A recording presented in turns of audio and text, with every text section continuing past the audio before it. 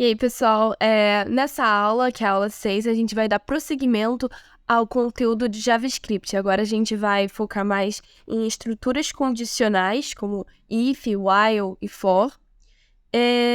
Eu acho que a maior parte de vocês estava esperando até ouvir a voz do Guilherme. Infelizmente, ele tá doente, então, pra gente não acumular tanto, o conteúdo não atrasar tanto os vídeos, a gente achou melhor passar parte dos vídeos que seriam deles pra mim.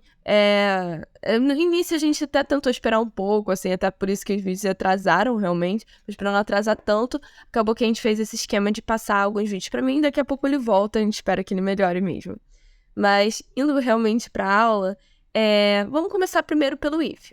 Para quem já tem uma familiaridade maior com estruturas, assim, como o do Python, linguagem de programação como o Python, tem estruturas com o if sempre acaba aparecendo porque é muito útil, né? Você colocar uma condição de, se isso acontecer, if que é assim em inglês, né?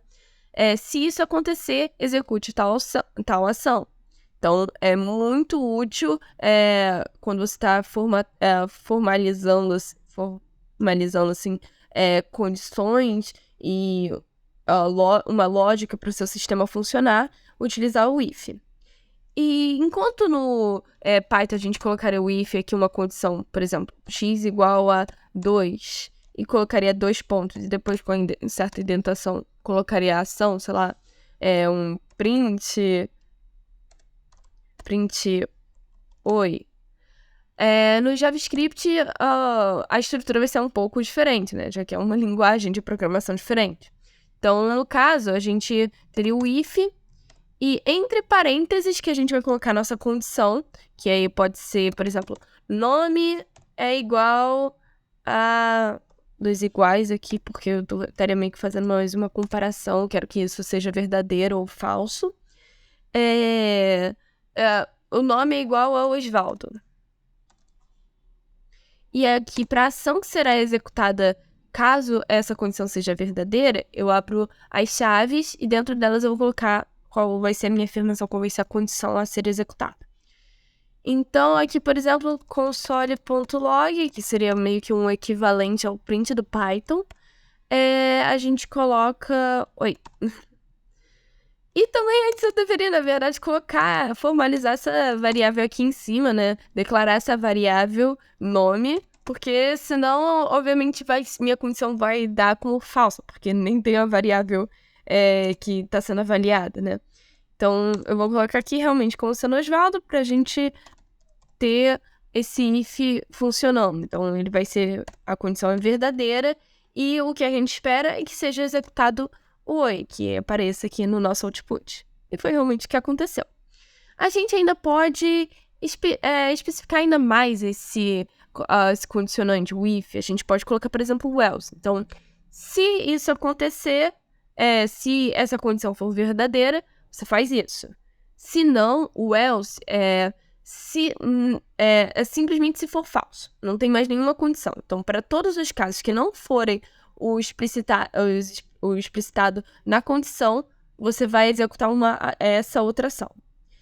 Então, aqui o else, a gente vai colocar assim, logo depois das chaves, abre mais chaves, não precisa, como eu falei, colocar uma nova condição. A gente vem e coloca uma ação que vai ser console.log. Tchau. Então, não, por enquanto, assim, a resposta continuaria sendo oi, já que a primeira condição é verdadeira. Só que eu vou mudar aqui pra gente ter o resultado sendo tchau. Então, eu coloquei tão nome, Bruna. Realmente, esse foi o nosso output. A gente também pode colocar o else if. Então, caso isso daí não aconteça, a gente vai ter uma outra condição. A gente quer dois possíveis outputs para condições específicas. E interessante que, novamente, voltando, fazendo o link com Python, você tem o elif, que é uma aglutinação de else e if, né? No Python. Aqui a gente não vai ter isso. A gente vai realmente usar o else, dar o espaço e colocar o if. Só que a gente não precisa colocar dentro das chaves, a gente pode colocar fora que vai funcionar. Só que seria realmente a mesma coisa que eu estivesse colocando um outro if aqui dentro e colocando uma nova condição. Funcionaria da mesma forma, só que poupando espaço, deixando mais, de certa forma, mais organizado, a gente coloca aqui fora. Porque o que a gente quer é um else if. Então, else if se a variável nome for igual. Eu vou manter Bruna, porque aí o resultado vai continuar sendo tchau. Tá, na verdade não vou manter Bruna. Eu vou mudar aqui o nome. E eu vou colocar... Não vou manter Bruna mesmo. Porque acaba que o resultado seria o mesmo. Então eu vou, na verdade, colocar aqui Bruna. E aqui eu colocar mais um else. Que aí realmente vai ser o else se não for nem Osvaldo nem Bruna. Aí vai dar esse outro resultado. Então vai ser else. Aí vai ser console.log.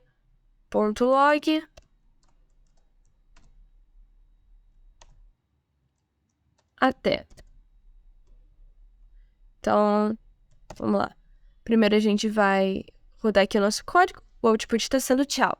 Se eu mudar o nome, colocar aqui Osvaldo de novo, aí o nosso output vai ser oi. Se eu colocar aqui um terceiro nome, que não é nenhum desses dois, então é uma terceira opção que não está nem inclusa nas condições apresentadas, aí o resultado seria até. Então, vamos colocar Felipe, que é o nome do nosso diretor de projetos, né? Até. Então, é basicamente essa a estrutura principal para o if. Você consegue utilizar das mais diversas formas. Você pode, por exemplo, fazer uma promoção de loja. Então, com a variável valor gasto. Se isso for igual... Quer dizer, isso daqui o nosso cliente gastou R$50. Além disso, a quantidade de cupons que ele tem é a variável x-idade de cupons é igual a 3. Então, aqui a gente tem um se. Se a gente... E aqui é até interessante que a nossa condição só pode ser um pouco mais específica. Ela só tem que dar alguma coisa que seja verdadeira ou falsa. Então, a gente pode até pegar conteúdos dos outros vídeos, como esse aqui, isso aqui que foi apresentado no último vídeo. Então, seria tipo um wow. Se qualquer um desses dois for verdade, essa vai ser a ação executada. Então, se o valor gasto for maior que 25, ou a quantidade de cupons for maior do que 5, a ação a ser executada será console.log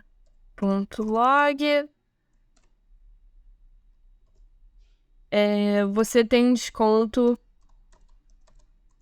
Você ganha um desconto de 80%. Um desconto muito bom. Vamos salvar aqui. Então, no caso, o que está acontecendo? A gente tem o valor gasto pelo cliente, que foi 50 e é maior que 25. Porém, a quantidade de cupons é menor do que 5. Então, não é maior que 5. Essa parte aqui já não é verdadeira. Porém, a gente quer um ou outro. Então, vai tá sendo verdade. A nossa condição é verdadeira. O que se espera é que seja executada a ação que está dentro do if. E foi exatamente isso que aconteceu. A gente também poderia usar um e aqui, fazer, sei lá... Tem muitos exemplos que a gente pode ter. Colocar aqui, e no caso, já seria falso, porque eu preciso que os dois ocorram, e não ocorre. Aí eu colocaria aqui um else. Posso colocar um else if, e aqui a gente vai ter os dois juntos. Utilizando o ou. Que aí já é verdadeiro, né? Se a gente tem um ou aqui, o nosso cliente pode ganhar um desconto de 50%. Ainda é um ótimo desconto. Então, você ganhou desconto de 50%. E a gente ainda tem um else que infelizmente, você não ganhou nenhum desconto.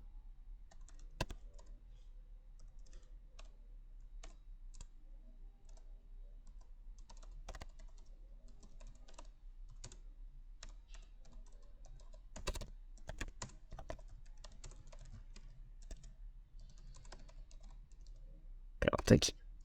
Aí vamos salvar aqui e rodar o código. Vamos ver qual vai ser o output.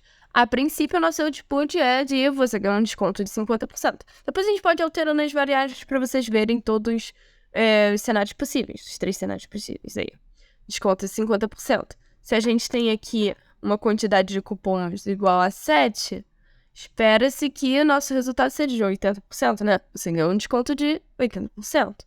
Se as duas condições são falsas, então não tá entrando nenhum dos casos acima do if ou do else if, então é pra falar que não ganhou nenhum desconto. Então aqui é 3 e aqui só gastou 20. Infelizmente você não ganhou nenhum desconto. Bom, agora falando do for. O for a gente também vê no Python, né? Mas normalmente o for vai aparecer com for number. For number in numbers, por exemplo. Então, todo número nesse array de números. Ou for i in range, a gente coloca... seria com letra minúscula, né? Um range de... é que ele tá corrigindo automaticamente pro estilo do JavaScript. Mas seria num range de 10. Então, contando de 1 a 10, todos os itens dentro desse array, contando de 1 a 10 de 1 em 1, né? A gente vai estar executando a mesma ação. Então, vai estar nesse loop que tem um início e um fim. No caso, aqui vai ser um pouco diferente no JavaScript, sendo que aquela é a forma mais comum que a gente vai ver no Python. Mas no JavaScript a gente vai ter o for com um parêntese, e parecido com também o if, a gente vai colocar uma condição.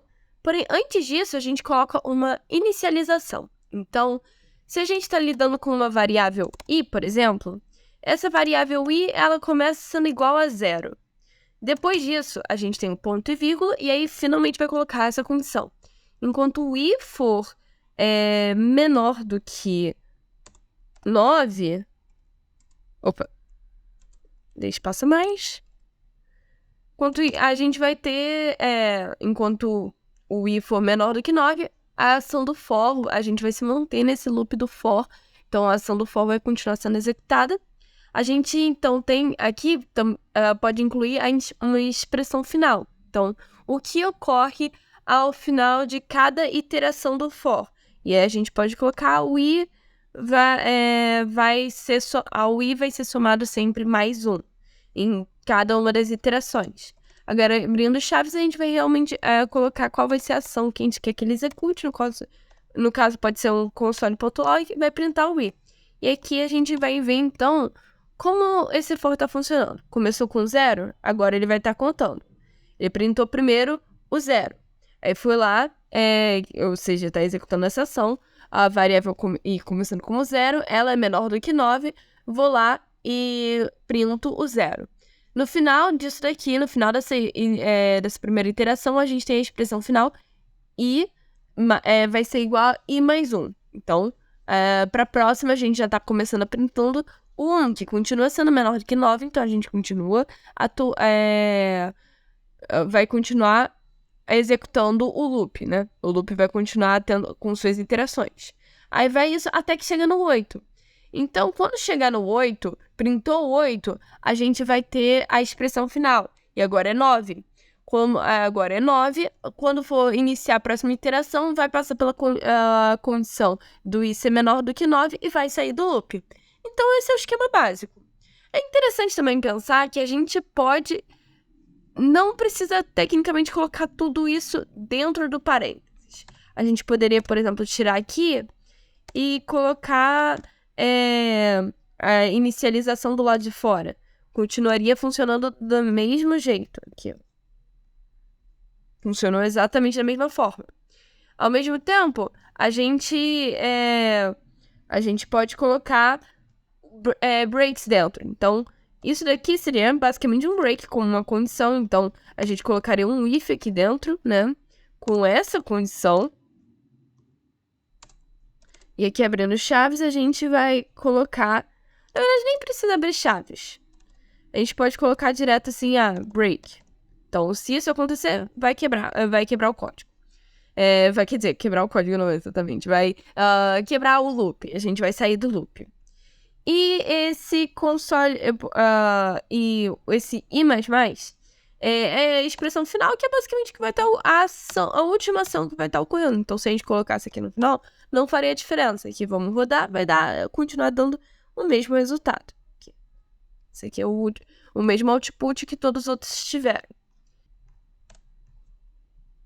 Bom, agora a gente vai continuar, né, finalizar também, falando sobre o while. E no while, de novo, comparando com o Python, ele vai aparecer no JavaScript agora, diferente também do for. O for teve uma boa diferença do Python pro JavaScript. Enquanto isso, o while vai ser bem parecido. E também é uma forma da gente criar loops, né? O while no Python, a gente teria aqui a condição, que poderia ser i sendo maior que 2. E assim, coloca 2 pontos, está definindo o que vai acontecer enquanto essa condição for verdadeira. Agora, no JavaScript, de forma bem parecida com o esquema de dentro do parênteses, a gente coloca, por exemplo, uma condição.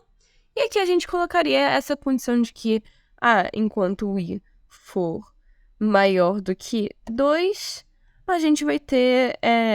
a gente vai abrindo chaves, colocar uma rotina, vai colocar a ação que será continuamente executada enquanto esse i for maior do que 2. Então, a gente vai colocar, por exemplo, o i++ mesmo. Só que aqui, no caso, a gente não tem não teria um espaço para já ir definindo a nossa inicialização, nosso i inicial, né? Nossa variável inicial. Mas eu defino aqui do lado de fora, e sendo igual a 4, e na verdade, em vez de ir somando, eu vou diminuindo, até que ele vai ficar menor do que 2. E aí eu vou printar console.log, sei lá, seu número...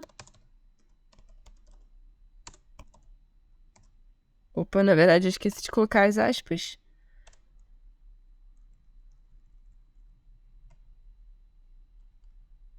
Agora sim, seu número aí e a gente coloca o i. Então, vamos ver como fica o output desse código. Então, a gente começou com o i sendo igual a 4. Primeiro, ele já foi lá, a primeira coisa que vai ter dentro dessa rotina é subtrair 1 do i. E ele foi lá de 4 para 3. Então, ele printou, seu número é 3. Depois, ele reduziu mais uma vez, porque o i sendo igual a 3, ele continuava sendo maior que 2. Aí, foi lá e colocou seu número é igual a 2. Bom, gente, essa é a essência de todas essas todas essas condicionantes que você pode utilizar, o if, o for e o while. E eles vão aparecer de forma bastante versátil, assim, enquanto você estiver procurando uma lógica para o seu código. Então, dentro do funcionamento do site, você tem, sei lá, algum tipo de calculadora que vai precisar executar uma ação em looping por um tempo. Você pode usar o for ou o while. Você vai definindo de acordo realmente com a sua necessidade e qual vai ser a lógica interna por trás do que você quer, qual é o resultado que você quer. Então, você vai pensando numa lógica para isso e vai tentar, então, organizar utilizando... E você pode, dentro disso, utilizar essas condicionantes, o if, o for e o while. Espero que tenham gostado dessa aula, gente.